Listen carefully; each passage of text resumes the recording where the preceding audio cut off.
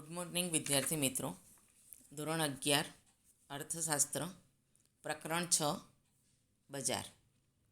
આજે આપણે આ પ્રકરણમાં સૌથી પહેલાં પ્રસ્તાવના, બજારનો અર્થ, બજારના ઘટકો એટલે કે બજારના લક્ષણો, એ લક્ષણોમાં ખરીદનાર અને વેચનાર, વસ્તુઓ કે સેવાઓ, સંપર્ક, કિંમત અને બજાર સ્થિતિ અંગેની જાણકારી, જેનો આપણે અભ્યાસ કરશું. તો સૌથી પહેલાં વિદ્યાર્થી મિત્રો પ્રસ્તાવનામાં જોઈએ આપણે તો સામાન્ય રીતે જે સ્થળે વસ્તુઓ કે સેવાઓનું ખરીદ વેચાણ થાય છે તેને આપણે બજાર કહીએ છીએ. સામાન્ય રીતે એમ કે જોઈએ તો જે સ્થળે વસ્તુઓ કે સેવાનું ખરીદ વેચાણ થાય છે તેને આપણે બજાર કહીએ છીએ.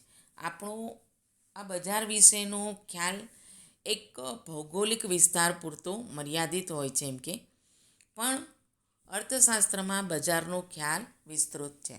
આપણો એમ કે બજાર વિશેનો જે ખ્યાલ છે ભૌગોલિક વિસ્તાર પૂરતો મર્યાદિત હોય છે, પણ અર્થશાસ્ત્રમાં બજારનો ખ્યાલ જે છે એ વિસ્તૃત છે. તો બજારનો અર્થ, મિનિંગ ઓફ માર્કેટ. અર્થશાસ્ત્રમાં વસ્તુ કે સેવાના ખરીદ વેચાણના હેતુથી ખરીદનાર અને વેચનાર એકબીજાના પ્રત્યક્ષ કે પરોક્ષ સંપર્કમાં આવે તે વ્યવસ્થા એટલે બજાર. અર્થશાસ્ત્રમાં એમ કે વસ્તુ કે સેવાના ખરીદ વેચાણના હેતુથી ખરીદનાર અને વેચનાર એકબીજાના પ્રત્યક્ષ કે પરોક્ષ રીતે સંપર્કમાં આવે તે વ્યવસ્થા એટલે બજાર. પ્રોફેસર સેમ્યુઅલ્સના શબ્દોમાં કહીએ તો બજાર એટલે એક એવી કાર્યપ્રણાલી કે જ્યાં ખરીદનાર અને વેચનાર વસ્તુ અને સેવાની કિંમત અને જથ્થા એટલે કે પ્રમાણને નક્કી કરવાના હેતુથી એકબીજાના સંપર્કમાં આવે છે. સેમ્યુઅલ્સના શબ્દોમાં એમ કે બજાર એટલે એક એવી કાર્યપ્રણાલી કે જ્યાં આગળ એમ કે ખરીદનાર અને વેચનાર વસ્તુ અને સેવાની કિંમત અને જથ્થાને નક્કી કરવાના હેતુથી એકબીજાના સંપર્કમાં આવે છે. એટલે બજારનો અર્થ વસ્તુ કે સેવાના ખરીદ વેચાણના હેતુથી ખરીદનાર અને વેચનાર એકબીજાના પ્રત્યક્ષ કે પરોક્ષ સંપર્કમાં આવે એવી જે વ્યવસ્થા એટલે બજાર. બજારના ઘટકો એટલે કે બજારના લક્ષણો. આવો પ્રશ્ન પૂછાતો હોય છે કે બજારનો અર્થ આપી બજારના ઘટકો અથવા તો એના લક્ષણો સમજાવો અથવા તો એના લક્ષણોની ચર્ચા કરો. બજારનો અર્થ આપો એવો એક માર્કમાં પણ પ્રશ્ન પૂછાતો હોય છે. તો બજારના ઘટકો યાની કે લક્ષણોમાં વાસ્તવમાં બજાર વિશિષ્ટ લક્ષણો ધરાવે છે. જે પૈકી અગત્યના લક્ષણો એટલે કે ઘટકો નીચે મુજબ છે. બજાર એમ કે વિશિષ્ટ લક્ષણો ધરાવે છે. એ પૈકીના અગત્યના જે લક્ષણો છે, ઘટકો છે, નીચે મુજબ છે. પહેલું લક્ષણ છે, ઘટક છે બજારનું ખરીદનાર અને વેચનાર. બજારમાં વસ્તુ કે સેવાના ખરીદનાર અને વેચનાર હોવા ફરજિયાત છે. બજારમાં એમ કે વસ્તુ કે સેવાના ખરીદનાર અને વેચનાર હોવા ફરજિયાત છે. તેઓ દ્વારા જ પોતાના અંગત હેતુસર જે વિનિમય કરવામાં આવે છે તેને ખરીદ વેચાણની પ્રક્રિયા કહેવાય છે. એટલે કે તેઓ દ્વારા જ એટલે કે ખરીદનાર અને વેચનાર દ્વારા પોતાના અંગત હેતુસર જે વિનિમય કરવામાં આવે છે તેને ખરીદ વેચાણની પ્રક્રિયા કહેવાય છે. અહીં વેચનારનો પોતાનો નફો મહત્તમ કરવાનો ઉદ્દેશ અને ખરીદનારનો વસ્તુમાંથી મળતો સંતોષ મહત્તમ કરવાના હેતુથી આ પ્રક્રિયા જન્મ લે છે. ખરીદનાર અને વેચનારની પ્રક્રિયા ખરીદ વેચાણની પ્રક્રિયા શેમાંથી જન્મ લે છે? તો કે વેચનાર જે છે એને પોતાને મહત્તમ નફો કરવાનો ઉદ્દેશ્ય હોય છે, અને જે ખરીદનાર છે વસ્તુ, એને એ વસ્તુ ખરીદવાથી મળતો સંતોષ મહત્તમ છે. આ હેતુથી આ ખરીદ વેચાણની પ્રક્રિયા જન્મ લે છે. એટલે પહેલું લક્ષણ છે ખરીદનાર અને વેચનાર. બીજું લક્ષણ છે લક્ષણોમાં, ઘટકોમાં એમ કે બજારના વસ્તુઓ કે સેવાઓ. બજારમાં માંગ પામતી અને વેચાણ થતી વસ્તુઓ કે સેવાઓ હોવી જરૂરી છે. બજારમાં એમ કે માંગ જેની હોય એવી માંગ પામતી અને વેચાણ થતી વસ્તુઓ કે સેવાઓ હોવી જરૂરી છે. બજારમાં ઉત્પાદક કે વેચનાર પોતાનો નફો મહત્તમ કરવાના આશયથી વસ્તુઓ કે સેવાઓના વિભિન્ન પ્રકારો તેમજ સ્વરૂપો બહાર પાડે છે. બજારમાં એમ કે ઉત્પાદક અને વેચનાર પોતાનો મહત્તમ નફો કરવાના આશયથી હેતુથી એમ કે વસ્તુઓ કે સેવાઓના વિભિન્ન પ્રકારો તેમજ સ્વરૂપો બહાર પાડે છે, અને તે વસ્તુઓ તથા સેવાઓ પ્રતિ ખરીદનારને આકર્ષવાનો પ્રયત્ન કરે છે. અને તે વસ્તુઓ તથા સેવાઓ તરફ ખરીદનારને આકર્ષવાનો પ્રયત્ન કરે છે.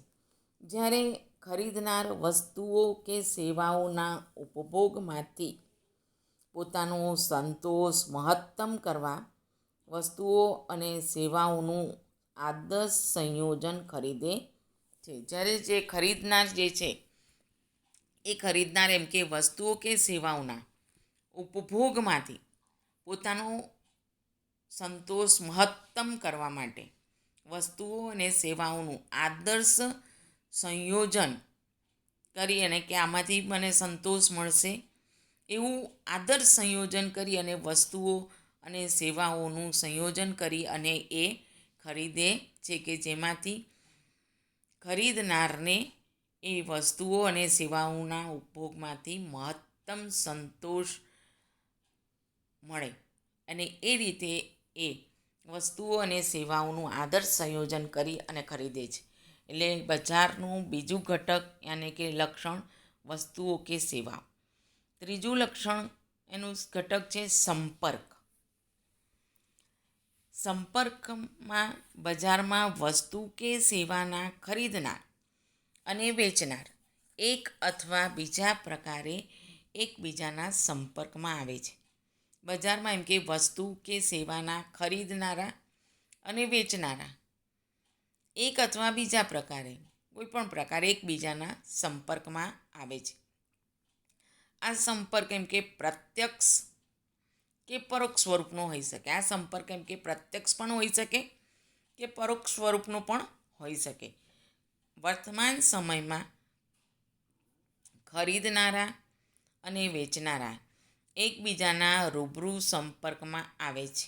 વર્તમાન સમયમાં એમ કે ખરીદનાર અને વેચનાર એકબીજાના રૂબરૂ સંપર્કમાં આવે છે, અથવા તો તેઓ નીચેની રીતે સંપર્ક કરે છે, અથવા તો તેઓ એમ કે ખરીદનાર અને વેચનાર નીચેની રીતે પણ સંપર્ક કરે છે. તો પહેલો કઈ રીતે કરે છે? તો કે ટેલી શોપિંગ, જેમાં તેઓ વસ્તુ કે સેવાઓની જાત ખરાઈ કરી ટેલિફોન દ્વારા વસ્તુ કે સેવાની ખરીદીના ઓર્ડર આપે છે. જેમાં એમ કે પહેલો સંપર્ક કઈ રીતે કરે છે? તો કે ટેલી શોપિંગ એટલે ટેલિફોન દ્વારા, જેમાં એમ કે તેઓ વસ્તુઓ કે સેવાઓની જાતે ખરાઈ કરે છે, અને ખરાઈ કરી અને ટેલિફોન દ્વારા વસ્તુ કે સેવાની ખરીદીના ઓર્ડર એટલે કે આદેશ આપે છે, અને એ રીતે સંપર્કમાં આવી અને ખરીદ વેચાણ કરે છે. બીજું છે ઓનલાઈન શોપિંગ, જેનો અત્યારે મહત્તમ ઉપયોગ થઈ રહ્યો છે. એમ કે ઓનલાઈન શોપિંગ, જેમાં તેઓ ઇન્ટરનેટના માધ્યમથી જ જે તે વસ્તુ કે સેવાના વેચનારની વેબસાઇટ ઉપર જઈ વસ્તુઓ કે સેવાઓની પસંદગી કરે છે અને તે મુજબ વસ્તુ કે સેવાની ખરીદીનો ઓર્ડર એટલે કે આદેશ આપે છે.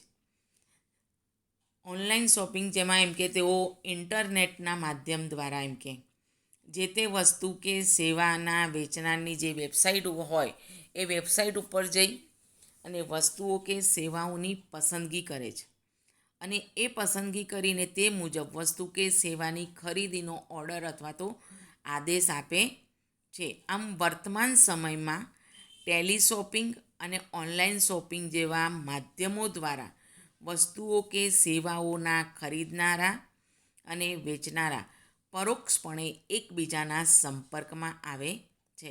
અને આ રીતે જોઈએ તો એમ કે વર્તમાન સમયમાં ટેલિશોપિંગ એટલે ટેલિફોન દ્વારા વસ્તુ કે સેવાનો ખરીદીનો ઓર્ડર આપીને અને ઓનલાઈન શોપિંગ જેવા માધ્યમો દ્વારા એમ કે વસ્તુઓ કે સેવાઓના ખરીદનારા અને વેચનારા પરોક્ષપણે એકબીજાના સંપર્કમાં આવે છે. અને આ રીતે સંપર્કમાં આવી અને ખરીદનાર અને વેચનાર એક અથવા બીજા પ્રકારે એકબીજાના સંપર્કમાં આવે છે.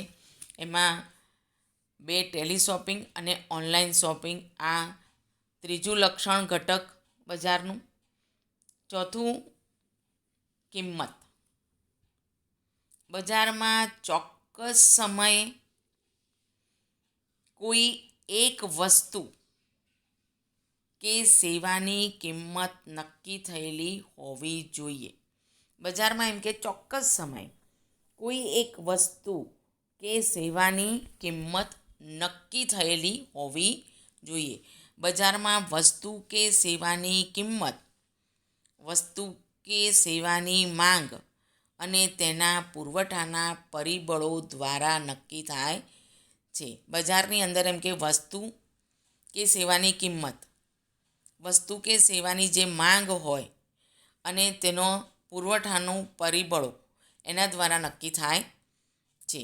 જે અનુસાર બજારમાં વસ્તુ કે સેવાની કિંમત વસ્તુ કે સેવાની ખરીદનારાઓની માંગ અને વસ્તુ કે સેવાના વેચનારાઓ દ્વારા અપાતા પુરવઠા દ્વારા નક્કી થાય છે. અને જે અનુસાર એમ કે જે પ્રમાણે બજારમાં એમ કે વસ્તુ કે સેવાની કિંમત વસ્તુ કે સેવાની ખરીદી કરનારાઓની જે માંગ અને વસ્તુ કે સેવાના જે વેચનારાઓ છે એમના દ્વારા અપાતો પુરવઠો આ બધા દ્વારા કિંમત નક્કી થાય છે. એટલે બજારમાં ચોક્કસ સમયે કોઈ એક વસ્તુ કે સેવાની કિંમત નક્કી થયેલી હોવી જોઈએ. આ એનું ચોથું ઘટક બજારનું.